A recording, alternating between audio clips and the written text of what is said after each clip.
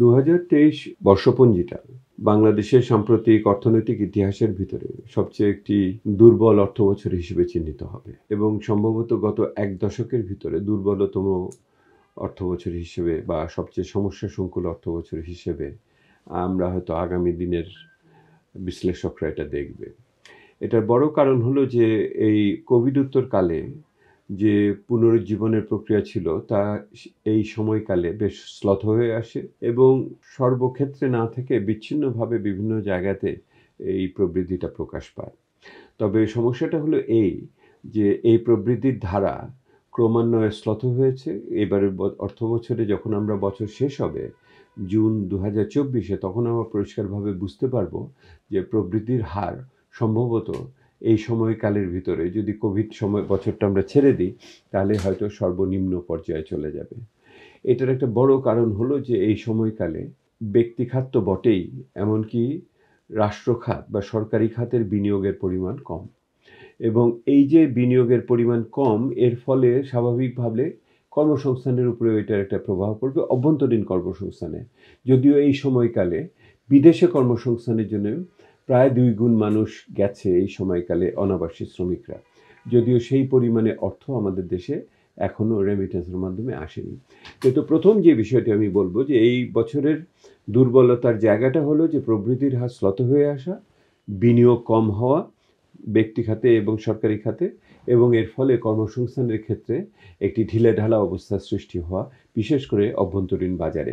এখন এইটার কারণ যদি আমরা পিছনে ফিরে দেখতে চাই তাহলে একটা বড় কারণ যেটা হলো যে একটা তো আমাদের দেশের আর্থিক খাতের যে দুর্বলতা, অর্থাৎ আমাদের যেহেতু কর আদায়ের হার পৃথিবীর বুকে হয়তো সর্বনিম্নদের ভিতরে একটি, সেহেতু সরকারের খরচ করার ক্ষমতা অনেক সীমিত হয়ে গেছে। সরকারের খরচ করে যে সরকারের খরচকে বাড়িয়ে যে অর্থনীতিকে চাঙা করা, সে সম্প্রসারণশীল অর্থনীতি করার জন্য যে আর্থিক জায়গাটুকু দরকার, সক্ষমতাটা দরকার, সেটা সরকারের এই মুহূর্তে নাই এবং সেটার ফলেই ওই যে সরকারি বিনিয়োগ কমে গেছে। এটার কারণ হলো সাম্প্রতিককালের ভিতরে আপনার বার্ষিক উন্নয়ন কর্মসূচি বাস্তবায়নের হার সর্বনিম্নে পৌঁছেছে সাম্প্রতিক 5-10 বছরের ভিতরে। এটার কারণ হলো সরকারের কাছে টাকা নাই এবং সে অর্থ আনতে পারে নাই।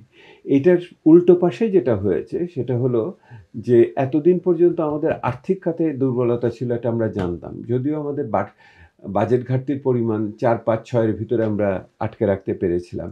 কম খরচ করে কম আদায় করে কম খরচ করে আমরা এটাভাবে চলছিলাম। কিন্তু এখন যে সমস্যাটা দেখা দিয়েছে, যেটা আগে ছিল না এই গত বছর এবং তার কিছু আগে থেকে, সেটা হলো যে আমাদের বৈদেশিক লেনদেন খাতে একই রকমভাবে অসামঞ্জস্য দেখা দিয়েছে। অর্থাৎ আমাদের যেই হারে রপ্তানি বেড়েছে সেই হারে তার চেয়ে বেশি হারে আমাদের আমদানি বেড়েছে এবং এই আমদানির ভিতরে আমাদের এমন কিছু পণ্য গুরুত্বপূর্ণ হয়ে আছে যে বিশেষ করে জ্বালানি, খাদ্য, সার, তো এইগুলির কারণে, এছাড়া তো পুঁজিপণ্য তো আছেই, এছাড়া আমাদের গার্মেন্টসের জন্য কাঁচামাল আছে। তো এইগুলির পরিমাণের আর্থিক মূল্য অনেক বেড়ে গেছে। আমার রপ্তানি পণ্যের মূল্যের বৃদ্ধির হারের চেয়ে এটা বেড়েছে। এর সাথে সাথে যেটা হয়েছে, এতদিন ধরে আমরা যে বড় বড় ধরনের ঋণ নিয়েছি, সে অনেকগুলি ঋণেরই পরিশোধের সময় এসেছে, অথবা এগুলি স্বল্প মেয়াদী ঋণ ছিল, অথবা এগুলি বাণিজ্যিক ঋণ ছিল, এবং অথবা এগুলি ব্যয়বহুল ঋণ ছিল। সেহেতু যেমন আপনার কর্ণফুলীর নিচে টানেল উদ্বোধন হওয়ার আগেই আপনার ঋণের শোধ করার সময় এসে গেছে। আগামী বছর আরও পরিষ্কার হবে যখন আমরা রূপপুরের পরিশোধের আমাদের নামতে হবে। সেহেতু এই সময়কালে যেটা হয়েছে যে আমার যে শুধু যে বাণিজ্যিক ঘাটতি বেড়েছে, বাণিজ্যিক লেনদেনে ঘাটতি বেড়েছে তা না, আমার যে আর্থিক খাত আছে সেই আর্থিক খাতের থেকে আমার খরচ করে এই সমস্ত ঋণ শোধ করতে হচ্ছে।